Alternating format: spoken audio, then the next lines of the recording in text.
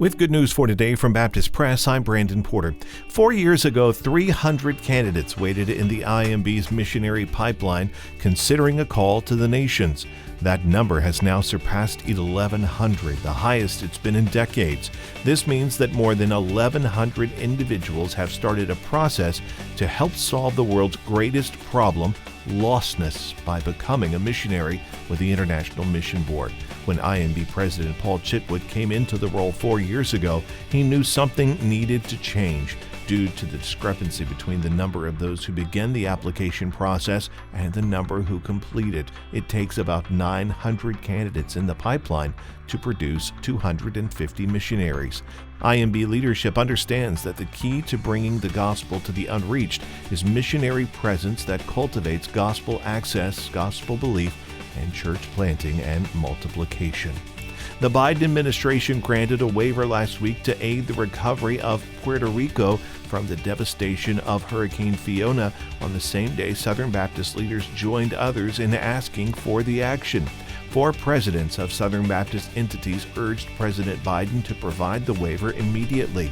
The SBC entity heads told Biden in their letter, "The feedback we've received indicates resources like diesel fuel are needed immediately." They commended Biden for specific steps his administration has taken to fulfill his promise to aid Puerto Rico's recovery.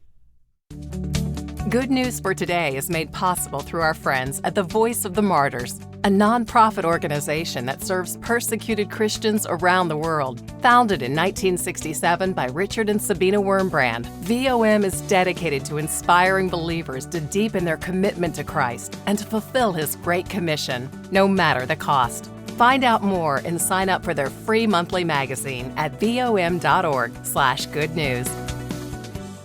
In a Bible study from Lifeway, the author writes, "Idols are a plague, but ultimately they have no life beyond what we give them.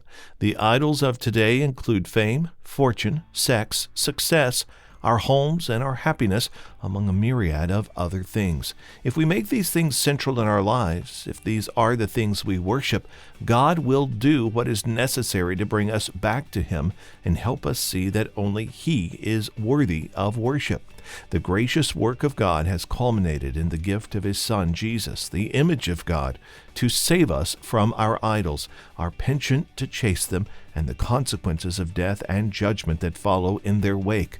May we repent of all our idols and worship the one true triune God alone, for He alone is living, gracious, and worthy." Read the full study at baptistpress.com.